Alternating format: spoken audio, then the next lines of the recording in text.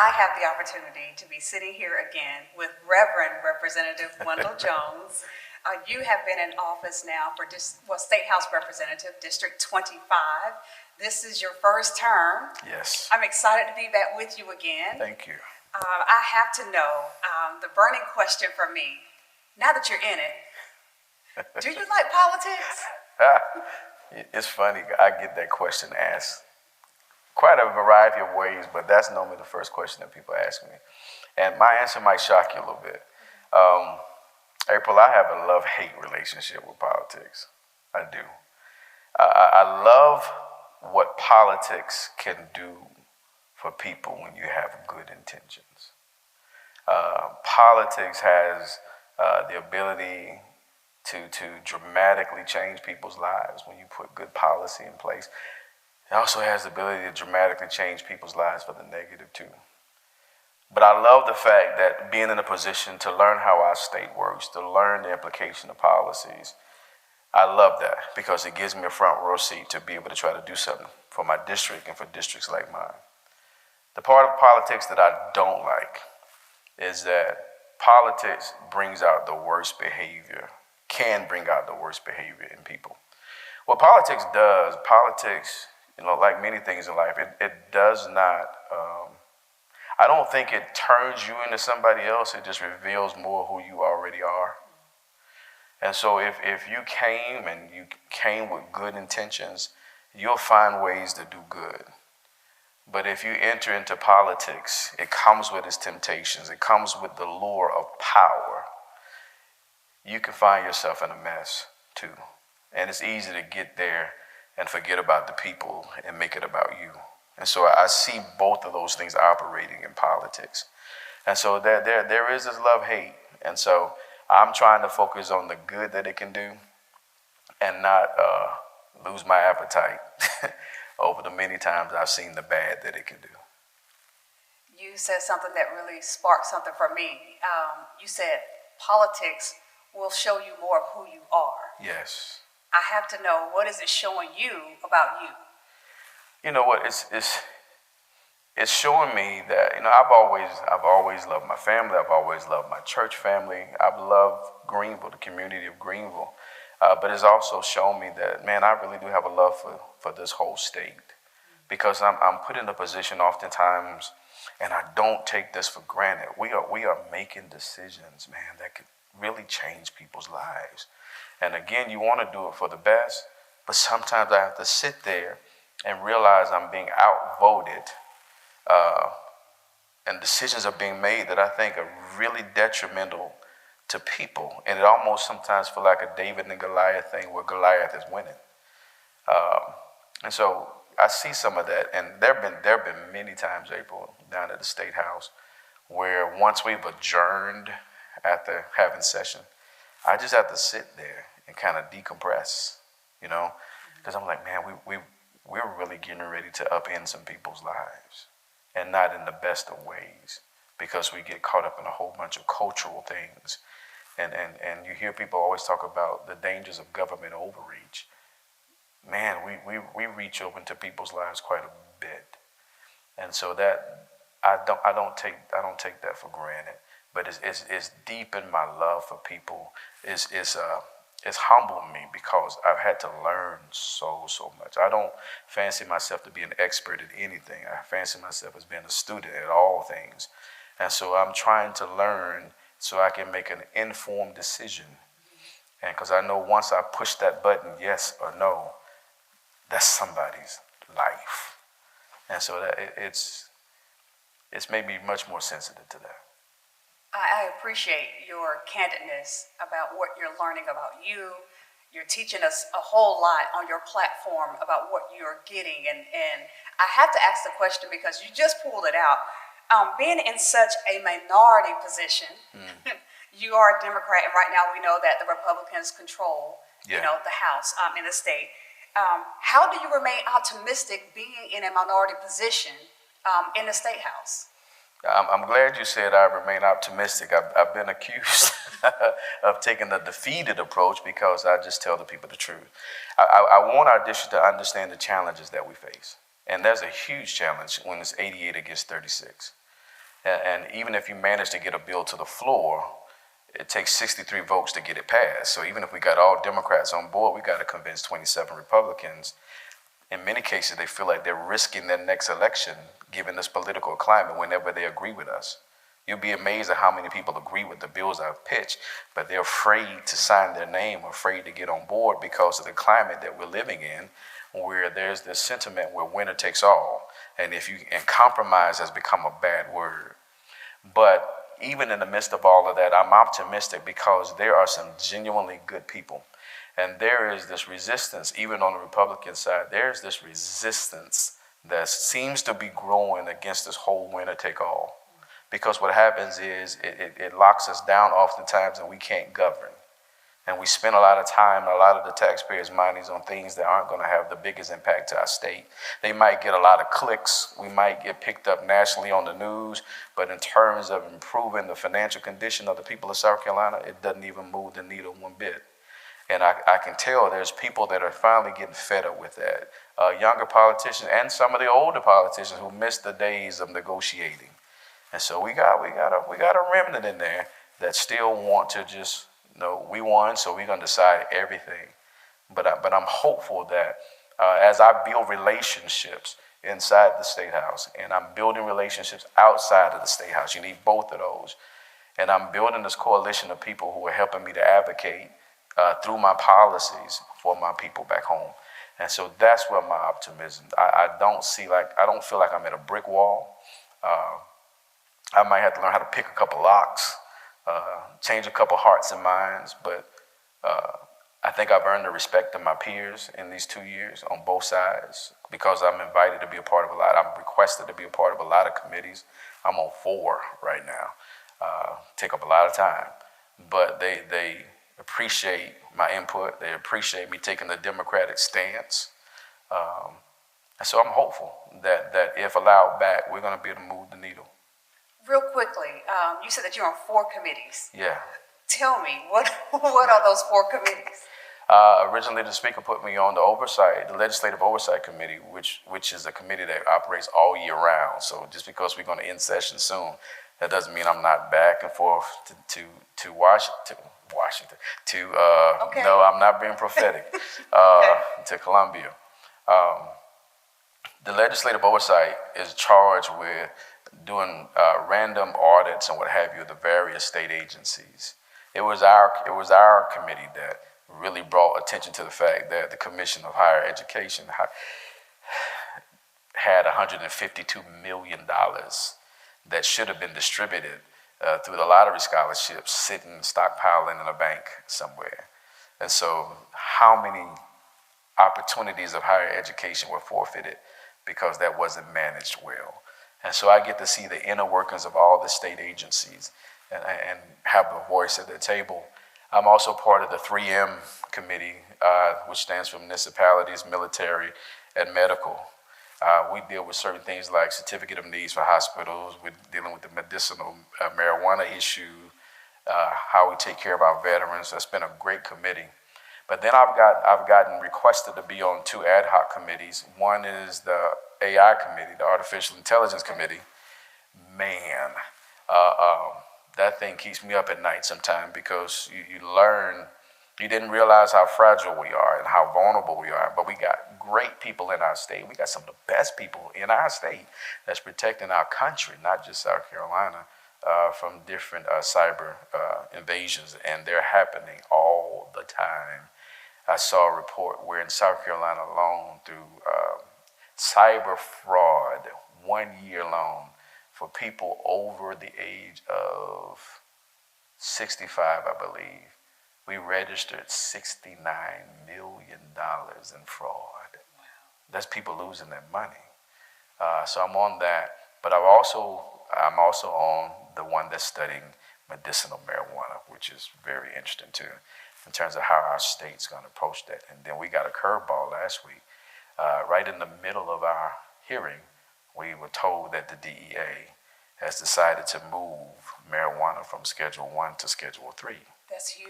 It is. That is huge. And so now our state has to, and I'm looking at our chair and I'm like, we need to take the initiative on some of this, because in addition to discussions about medicinal marijuana, making it available, how to make it available, how to distribute it, very complicated situations, because you got to create entire new systems to make sure that it's regulated and that people are protected and they can't get in the hands of kids. It's a whole bunch of work that's tied into that.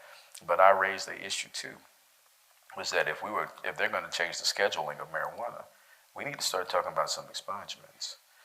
We need to start talking about improving the lives of people who are having a hard time getting employed because they have charges related to marijuana. Are we going to take a retroactive approach to it, which Absolutely. we really should, because we're already screaming for workers. But a lot of those workers who are very capable young men and women who made mistakes in their younger days, they're not eligible to apply for certain jobs. And so if we're going to protect the economy of the state and protect the people, I'm already raising my hand, hey, this is bigger than medicinal marijuana. This change at the DEA level has thrown a monkey wrench, or more than a monkey wrench, it's thrown an opportunity for so many people in my district, but so many people around the state. And so we're going to have those conversations. I'm going to make sure those conversations are brought up over and above the discussion about medicinal marijuana. Now, I just have to ask, is it normal for a freshman to be on these many committees and these types of committees? No, it's not. And I'm grateful that our speaker, who's a Republican, has confidence in me. I'm grateful that my peers have confidence in me. The Democratic Party also chose me to be the whip this year. And Congratulations. That means I'm the one that's supposed to convince everybody to join us. Wow. Come together. Kumbaya. We should celebrate that. We should celebrate that. I appreciate that. It's challenging, but I appreciate it because my peers recognize my negotiating abilities and my skills and my ability to build relationships across the aisle. And so that's been interesting this year to operate in that position. But I'm grateful. From my understanding, that it's rare for a freshman to be trusted with those things. I'm sure I'm not the only one that's ever been trusted with those things, but it's not a common practice. But it's put me in a position to learn a lot. It's put me in a position to be up late at night studying and reading,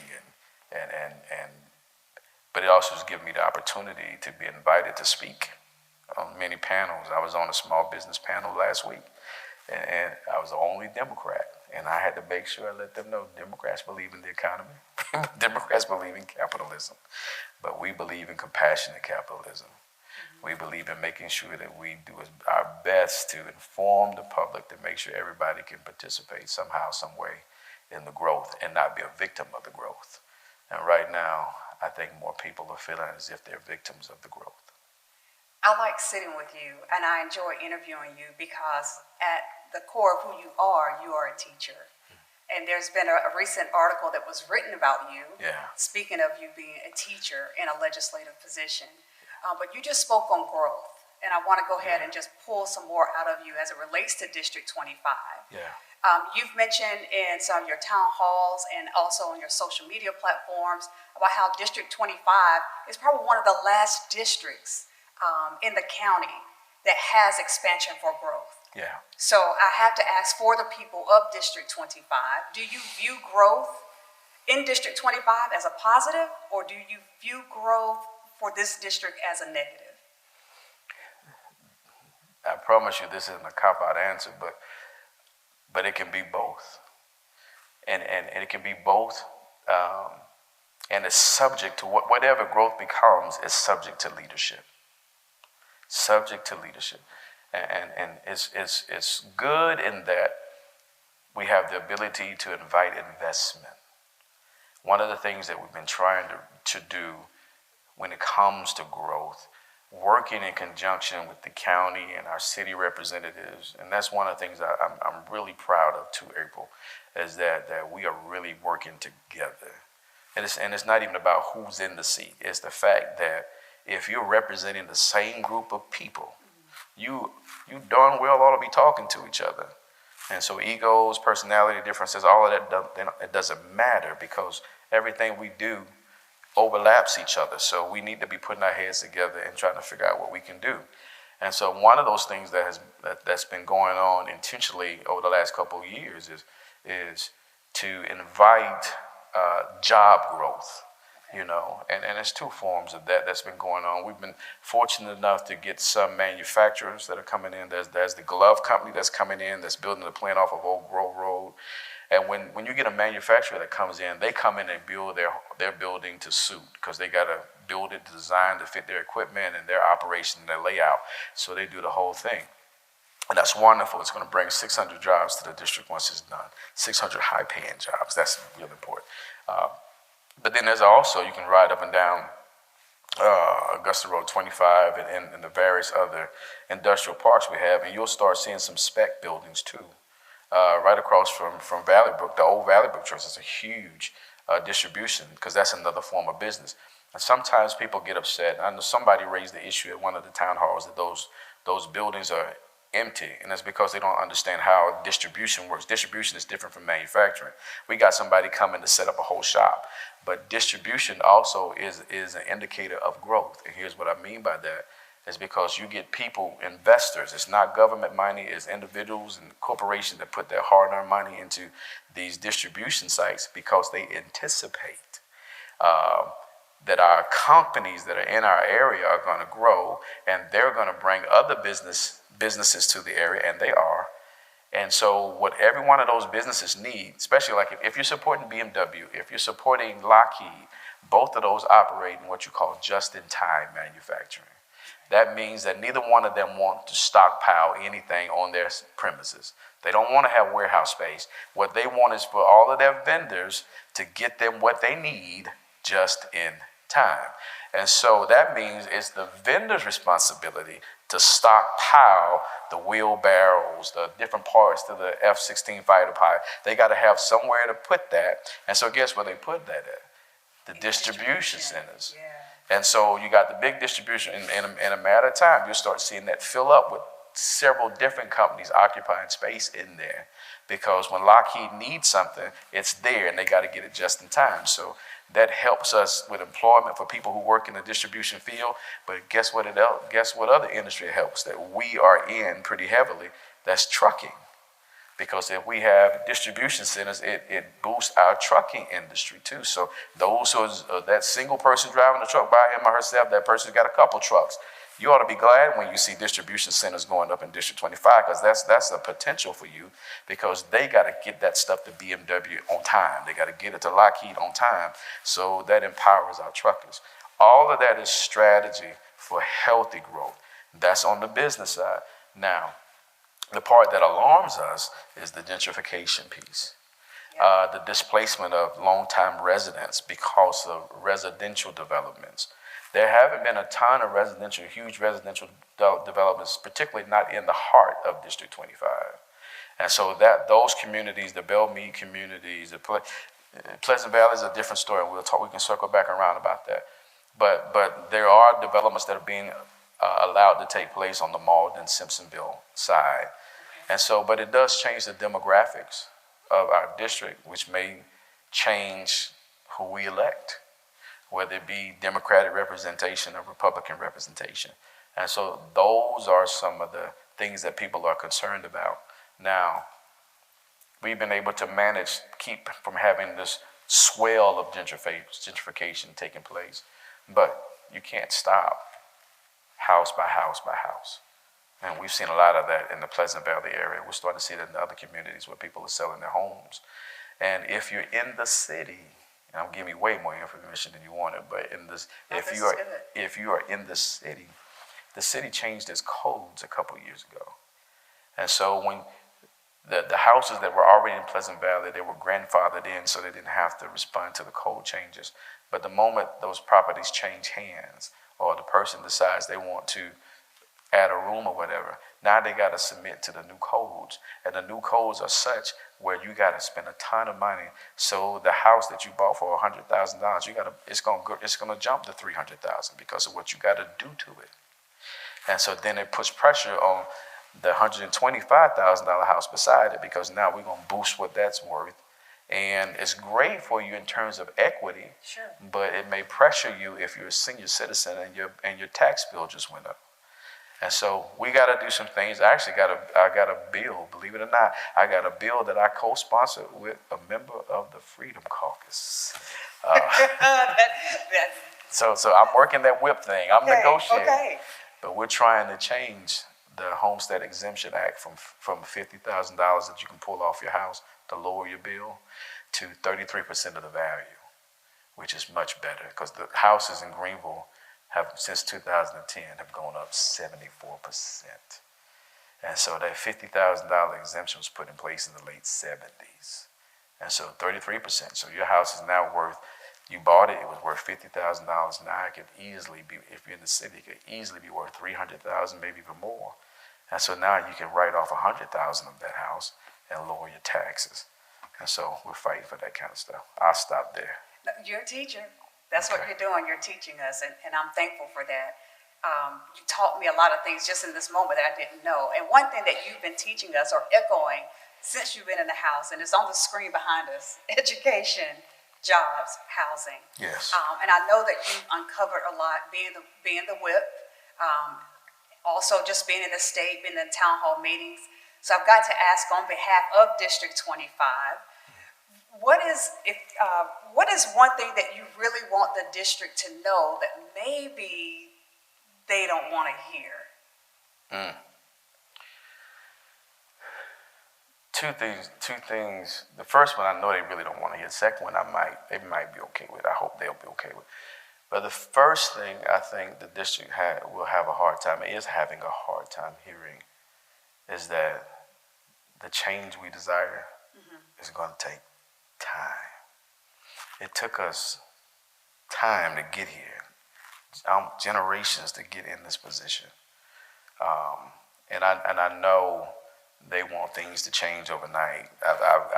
I'm subject even now to what I consider to be undue pressure of having made changes in just the 10 months I've been, and it's not really 2 years, it's 10 months that I've been in office. We're laying the foundation, and for some people, foundation isn't good enough. But it's going to take time to not only undo some things, but take time to build some things that are sustainable.